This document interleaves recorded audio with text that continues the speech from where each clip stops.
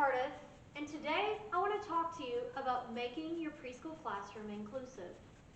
I've had over 15 years of working in preschool settings and classroom settings in education. I've been a paraprofessional helping teachers in the classroom. I spent many years as a lead teacher with my own classroom, and I've been a developmental specialist that works with children with special needs. So I've been in a lot of classrooms over the year. Some of the time I've seen classrooms that are wonderful. They are creative, they allow smooth flow, wonderful classroom management, and other classrooms I've seen have struggled. And so today I want to talk about how can we make a classroom inclusive for all children and help our classrooms run smoother. So first of all, the first question we want to ask is, what is inclusion? Inclusion, simply put, is making your room accessible to all children regardless of culture, gender, or disability. So we are wanting to make our classroom in a setting so that anyone can come in, any child can come in and be successful. That's what every teacher wants for their classroom. So our first question is, what about modifications? Why should one student have something that all the students can't have? Well, let's look at it this way. I wear glasses. I started wearing glasses a few years ago, you know, when I turned, well, we won't talk about my age, but when I became older, I had to wear glasses to help me with seeing, with driving especially. Now, I can drive without my glasses, but the highway department would probably prefer that I wear them. I'm just a better driver when I have the modification of glasses to help me see. Now, let's look at our classroom. You may have a child that has sensory impairment, and so when your circle time gets really loud and noisy, you notice that that child starts to cry or melt down or have problems. A modification as simple as noise-canceling headphones or a quiet place to calm down would allow that child to be able to learn and be successful, not to mention the rest of the children around that one that's having struggles. So modifications are simply a way to allow children to have what they need to be successful, much like my glasses. So let's first look at the environment that we're in a classroom. When we look at our classroom, one of the things we want to look at, if you have children with limited mobility, is asking yourself a simple question here. Is there ample room for wheelchairs or standers to move freely? Does your classroom have so much clutter that children in wheelchairs are not able to go to every center? Are they blocked spaces and spaces where children in standers or wheelchairs cannot reach? To have a truly inclusive classroom, we want all kids to be able to access all centers. So make sure your room has space for wheelchairs and standers to be able to move. Here's another one for you. Are your floors free of toys and sharp objects for crawlers? Think of it this way. I have children, and I at one time had a lot of small children, and my children at my home loved playing with Legos. Now, one thing I always dreaded was late at night when I would have to go check on a child who might be crying or something, and there was that moment where you knew you were going to be walking barefoot across hidden Legos. It's like walking on hot lava rocks. The pain I can still remember. No one likes to feel the sharp feel of Legos. Think about your mobility challenged children that have to crawl to get to places. Are there sharp objects like Legos or toys that are hurting them? We want to clear the path so that all kids can get to all centers at the same time. Here's another question. Are there toys at eye level for your severe children? If your children cannot stand up, did you have toys pulled down to their level so that they can reach them? If they can't reach them, you're blocking a whole center from certain children. So make sure that the toys are available for those. If your child's in a wheelchair or a stander, did you bring toys to their level, like on a tray or hooked to their wheelchair where they can use them? We want to make sure that they have access to all the things. Let's bring it to the next category, visually impaired. Do you have children that have low vision or are blind? Well, here's something to ask. Are there large pictures on the wall? If you have visually impaired children, you want to have pictures that are large, that they can see. If you've got ABCs up and you notice they're not getting the ability to identify the alphabet, Maybe they can't see them because the pictures are too small. So keep that in mind. If your child is blind, then we need to look at providing sensory toys of differentiated textures to explore. Keep in mind that children who are blind are going to be using Braille in order to read. So when they are preschoolers, one of the skills you want to work on with a child who is blind is differentiating textures, because they're going to be filling with bumps. So did you provide toys that have smooth and rough, bumpy and smooth? Teach them the differentiation so they're preparing for when they're ready to read Braille. How about your hearing impaired children? Provide sign language during your circle time. You may not know a lot of sign language, but you can learn simple colors, you can learn shapes, we can learn commands like more, or to sit down, or to stand in line. Learn those simple commands so that your child will feel like you're communicating and they can communicate with you. Here's another thought with the hearing impaired. Make sure they are seated where they can see your lips. If they have hearing aids and their hearing aids are not working and you have your back to those children, they may not hear what you're saying. So make sure they can see your lips when you're doing a circle time. This brings us to our next category of autistic children. Our world is vastly growing with children with autism, and so we need to make our classrooms more accessible for children with autism. One of the ways we do that is sensory input opportunities. When a child with autism is overwhelmed in their sensory input, they're going to start crying and melting down. Maybe they walk in a classroom and there's kids screaming and the lights are bright and there's a weird feeling for the pudding they're eating, something that's just too many sensory things overwhelming them, and they begin to melt down. Now for us, when we get anxious or when we have boredom, we might stem by tapping our foot or tapping a pencil or doing something small like that. We all do that to relieve the anxiousness or boredom. A child with autism will try to relieve that sensory overload by stemming, but their stemming may be something large like rocking, or it could be chewing on their fingers, or it could be screaming, and those are not socially acceptable stemming. So we want to bring that stemming down to something acceptable. So here are some practical things you could do.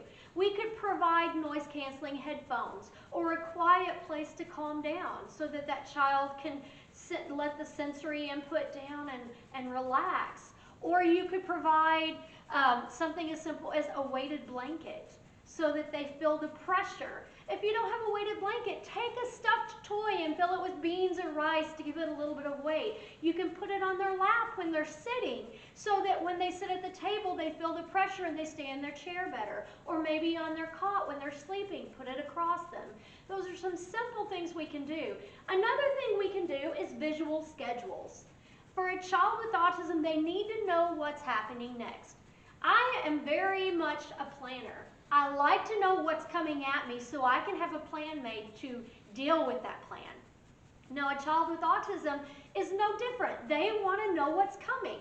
So a visual schedule will give them pictures they can see. If they're not wanting to quit playing with toys and go to the table, you can show them first, clean up toys, then table Play-Doh.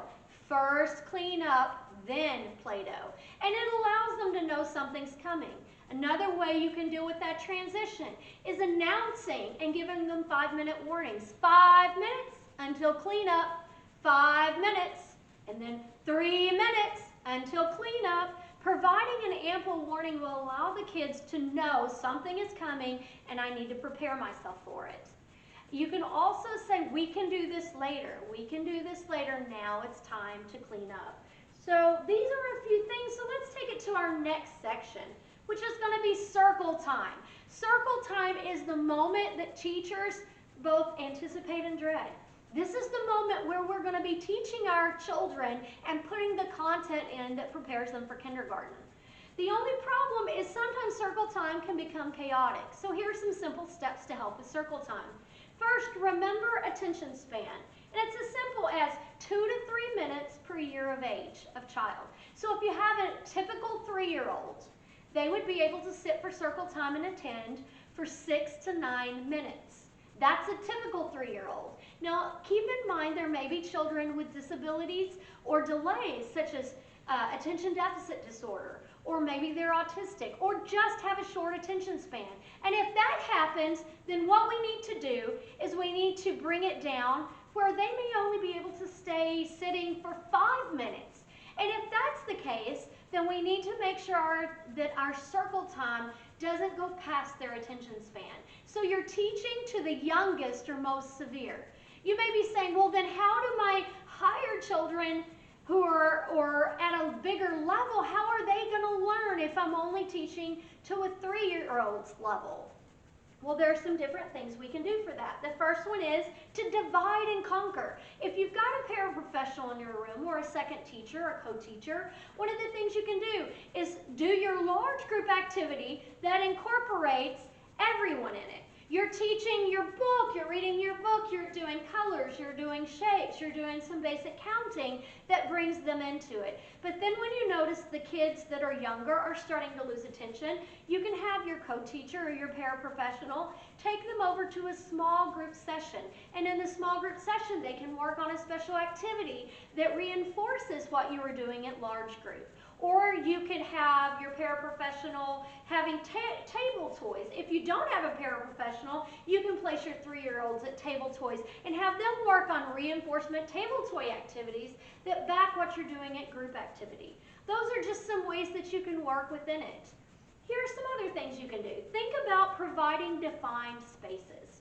A defined space would simply be a way for a child to be able to sit and stay in one area and not end up with their hands and feet all over the place. So you may be comfortable with them laying on the ground, laying on the floor, but if it's distracting the other children at circle time, they are not learning effectively. So we want all children to learn. So provide small table or small chairs that they're sitting in that gives them that space. Provide them a carpet square that they can sit on. The carpet square gives a defined space that they sit on. Or I've even seen classrooms that use a clothes basket with pillows in it. And that helps them to be able to sit in a defined space and not touch everyone else. The main thing to realize is that you want to be able to teach them that at circle time we're sitting still. You may have to reinforce that by bringing them back multiple times and having them sit, but eventually they'll know this is how we do circle time. So that's one of the things we can think about. Here's another one, using attention getters. Attention getters are just a phrase you use to get your class's attention. You may say a statement and then your kids will have a response statement. One of them that we might know is class, class, and the kids will go, yes, yes. You may have to start louder because of the noise. Class, class, yes, yes. Class, class, yes, yes. Class, class, yes, yes. As they respond, you can get quieter and bring the noise level down to where you would like it. Another one you could use is hocus pocus, and your kids would respond, everybody focus. Or how about hands on top, everybody stop. And they'll have their hands on top of their heads. So maybe if there's too much touching or hitting, this gets the hands under control and it gets the class focused and calmed back down. Peanut butter, jelly time. Or how about all set? And your kids can respond back, you bet. How about I can make your hands clap? That's a simple one they could do. This is one we all know. 1, 2, 3, all eyes on me. Or a hush fell across the room and they respond, shh, way to quiet the room. And then my favorite, flat tire, and they respond, shh, to quiet the room. Here's another thing that we look at. How about brain breaks? If you notice your kids are getting a little antsy at circle time and you've lost some and you've got to get them back, get them moving. As they move their whole bodies, it allows their bodies to quiet down and get their brain set to learn again. So one of the ways you could do a brain break is let's go swimming. Everyone stand, let's dive into the water, and you dive in. And then you could say let's swim fast, fast, and let's swim slow, slow. Let's float, float, and now float back down to your chair. And let's learn. And you're back to where you're at a learning point. Or you could do the hula hoop, where you swing your hips like you have a pretend hula. Fast, fast, slow, slow, and then let the hula hoop fall to the ground and sit back down. Those are some simple brain breaks you can do to help your child to learn. Here's another one, sing songs. Kids love songs. It's one of the great ways to allow them to use their whole brain and movement. And so here's a simple song you could do. Icky sticky bubble gum, bubble gum, bubble gum. Icky sticky bubble gum got stuck in my hair. I pulled it, I pulled it, I pulled it. And you would move to body parts that you're identifying. Or one that we know. 5 green and speckled frogs sat on a speckled log, eating some most delicious bugs. Yum, yum. One jumped into the pool where it was nice and cool. Now there are 4 green speckled frogs. Glub, glub. 1, 2, 3, 4. And you continue on all the way down to 0. Now you may say, I don't have a great voice and I struggle with singing. YouTube is a great option. They have a lot of good kid songs on YouTube that you can play, and you can do the motions and model the motions while they're watching it. Just make sure if you use YouTube that you view the videos before you play them. Sometimes there's surprise content that you weren't expecting, so make sure to view your videos before you use them. But use music. It's a wonderful way to engage children. Another one that we do is reading a book. Now, one of the things to consider is your child in your classroom, your children may not have been read to. You may be the only book they heard that day. So as you're giving them that great literature and you're giving them that great literacy in their lives, you're building. One of the things to keep in mind is you want to do books that will hold their attention. If you read a book that's a 6-year-old level and you have 3-year-olds, you're going to lose their attention. So choose books for your youngest learner. You can always expand your book with vocabulary, with pictures, with talking about colors and counting, but it's hard to get them back once you've lost them. So if you've gotten into a book and you realize this is too long, paraphrase what's on the page, or possibly just describe the pictures and what's happening. But first of all, choose a book that's appropriate. It would be like if I brought out a law book to you and I started to read the law book to you on torts and on law cases. Your eyes would glaze over very quickly if you weren't a lawyer or a judge. It's because it's content that's too much for you. Consider that when you're working with your children. Another thing to consider is when you choose a book and you read it, to make sure it is where every child can see it. Don't have it facing you and they can't see the pictures. You're going to lose them if they can't see the pictures. Face it where it's up high enough that the ones in the back can see it, and facing them where they can read it. Another thing to look at is read with excitement. If you're reading monotone and sounding like you're bored with the book, they will be bored with the book. So let's try this. The ducklings were off for their first swim when Dora cried, "Wait! I want to join in!" "Come on," called her brother, "you're always so late." And he followed the other ducks under the gate. Look, under. He didn't go over the gate, he went under the gate. What do you think is behind the gate? And give a 10-second pause when you ask these questions. If you're doing it really quickly, adults are uncomfortable with silence. But we want to give the children a chance to think. Multiple kids may say something, but give 10 seconds. What do you think's behind that? A dog? Another duck? A frog! You're right, it was a frog. What color's the frog? He's green. Where's my brother? Lost your brother? Asked Frog. I heard a few quacks. Oh, look, I am sure those brother duck tracks. Now, let's see how many tracks there are. 1, 2, 3, 4, 5, 6, 7, 8, 9, 10. Now, did you notice I didn't have to do a second section of my circle time to count. I allowed my counting to be incorporated in my book. You can cover things such as colors and counting by using it within your book, so that way you're engaging the students and not making it just something you do by rote, but something that's engaging. Use your books to bring the material you want to cover within your circle time. Here's another thought. if you have more severe children, you can use books to help them to gain skills that go further back. Like this book is a peekaboo book, and I like it because some of my more severe children are not able to play simple games like peekaboo. One of the things peekaboo, the game peekaboo does, is it allows eye contact, it connects them to adults and to others, it teaches them how to begin the rules of games, so it's very important. So this little book shows who is hiding behind these paws. What is that? Is that an elephant? No. Is it a teddy bear? No. It's Patch the puppy. Peekaboo. Peekaboo. Peekaboo. Now you try it. Peekaboo. Peekaboo.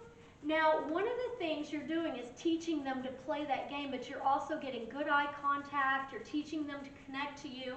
And one of the things you can do also is allow animal sounds. Children with limited language are not able to say a lot of words. So if you want them to say words, begin with simple consonants. And animal sounds are great for teaching those consonants. Like what does a dog say? Woof, woof, woof. Or ruff, ruff. Or how about what does a cow say? Moo, moo. If they start to say the consonant, pretty soon they might be saying something like mama, which is very important for parents to want to hear. So those are great skills you can teach with simply a book at circle time. Here's another thing. Look at age-appropriate content. If I asked you, I want you to solve this calculus problem, yet you've never had calculus, you're going to say, I can't do it. I haven't had the classes and the skills to do that. Now, if I ask a 3-year-old to perform a skill that's for a 5-year-old level, it's like asking you to do calculus. They do not have the skill content yet to do that 5-year-old level. So we need to make sure we're addressing content that is age appropriate.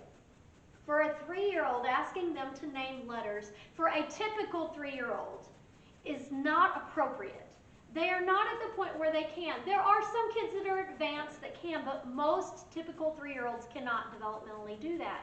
So I'm going to ask them to sing their alphabet. That is developmentally appropriate. Or I might ask them to match colors or point to simple colors. Now for a 4- and 5-year-old, I may ask them to point to the letters and to name letters, and that would be more appropriate.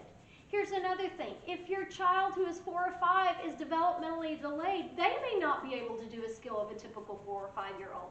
So you may have to step down to the lower level. Like if it's a 4-year-old who's delayed, you may have to start with matching letters and say the letter out loud as you match it, and then move to pointing to letters and then naming letters. Keep in mind when you do circle time, it is a group time that you are exploring and providing content for your students. You are not assessing your students. That's for small group time and one-on-one time. I'm providing content so the kids are exposed, and then as I break them into small groups at the table with me, I can work on those skills and teach them again and do it at a smaller level, and then one-on-one drill in that information. And I might find out once I've done one-on-one with everyone that these kids are not getting pointing to letters. So we're going to go back to matching letters as a group, and at large group time I'll match letters with them. Or I might find out that they can do the alphabet. So as a large group, I'm going to move to the next step, which is pointing to letters. Those are simple things we do, just remembering large group is for me to be able to teach, not assess. It's for small group. If I'm assessing every kid at large group, my younger children will lose interest and I'll have chaos in my circle time. So make sure that you're assessing one-on-one, and large group is to give mass content.